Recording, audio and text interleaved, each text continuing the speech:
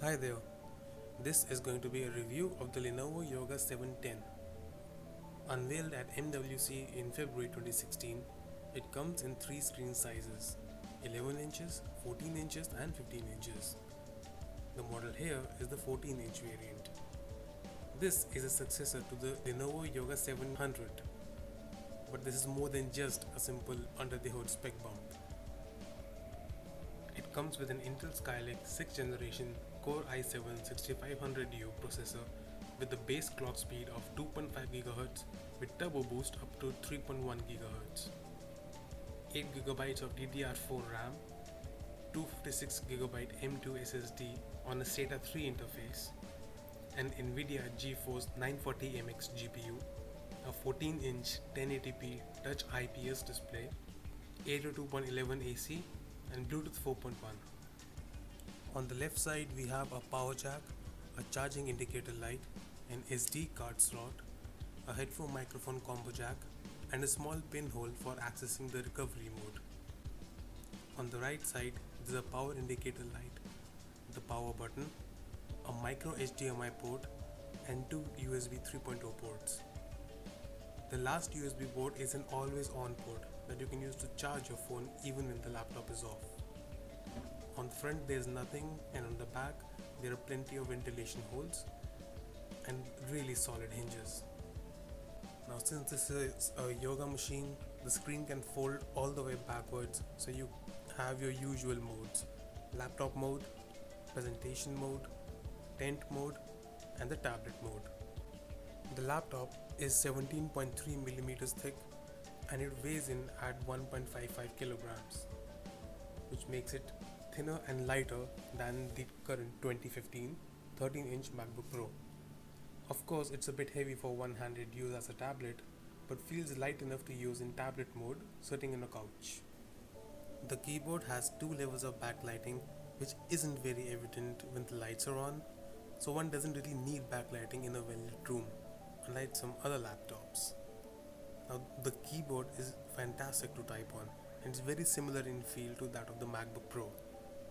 The only quirk with the keyboard is that the right shift key is to the left of the arrow keys and is a little small, so it'll take a while to get used to it. The trackpad is good and recognizes gestures well for the most part. It's not a glass trackpad unfortunately, but that by no means a deal breaker.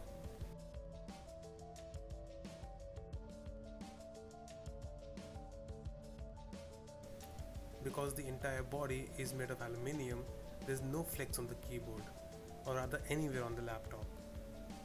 The screen is pretty rigid and I'm trying really hard to flex it. Same thing goes for the body of the laptop. It's really well built. It's got chamfered edges all around, which gives a really premium feel to the laptop. There's plenty of ventilation, with the intake at the bottom and the exhaust ports at the back, which do a great job of pushing the heat away from the user. Since there are vents even at the top edge, just below the screen, so they won't get blocked no matter how you place the laptop. Now all this aluminium also acts as a great heat sink, which further assists in keeping the machine cool. There are two fans inside that rarely kick in under light use and are very silent when they do kick in. The only time the machine gets hot is under extreme load, like when rendering a video in a video editor. Even then, the palm rest area and the touchpad are very cool to the touch. The screen is a 14-inch Full HD one. Being an IPS display, the viewing angles are great. It's not a super sharp QHD one like the one on the Yoga 900, but the upside of having a 1080p display is that it requires much less power, as fewer number of pixels means less power is required to push them. It's a perfectly sharp display from normal viewing distance of 1.5 to 2 feet from the screen. The brightness gets up to 300 nits and has adaptive backlighting of the display, which isn't intrusive at all and can be easily disabled if needed. It supports 10-point multi-touch and gestures like pinch to zoom work great. The screen also doesn't wobble back and forth much when tapping on it. The bezels are super slim, almost like the ones on the Dell XPS 13 and 15. As a bonus, the 720p webcam is placed in the right position, the center at the top of the screen. Opening the screen is definitely a two-handed affair, as the screen is held down by what seems like to be some very strong magnets. For connecting an external display, the micro HDMI port supports up to a 4K display. The speakers are downward firing and are decent enough to fill up a 16 by 12 feet room with sound. They don't have much in the name of bass though.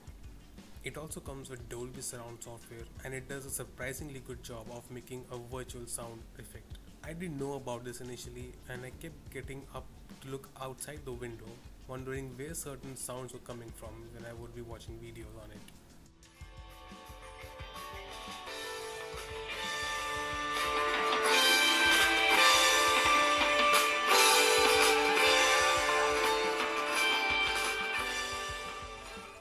Battery life is another strong point for the Yoga 710.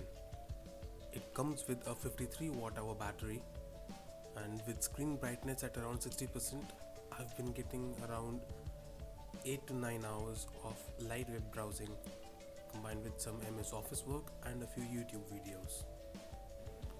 It has an express charging mode that you can enable, which charges the battery almost 30% faster than normal. The charger is small and lightweight, making it easy to carry around in a backpack. I wish they would have retained the USB charging port from the Yoga 700 though, which is sadly replaced by a proprietary charger. Now there are a few shortcomings. The port selection could have been a lot better. Additional USB ports, a USB Type-C port, or a full-size HDMI port would have been welcome additions.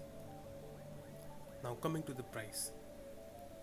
It retails for $799 in the US and for Rs 85,000 in India at launch, which makes it a great premium 2-in-1 convertible for the price. Lenovo has done a great job with this laptop, and if you're looking to buy a well-built convertible laptop without breaking the bank, this is highly recommended. Please consider giving this video a thumbs up if you liked it. Live long and prosper.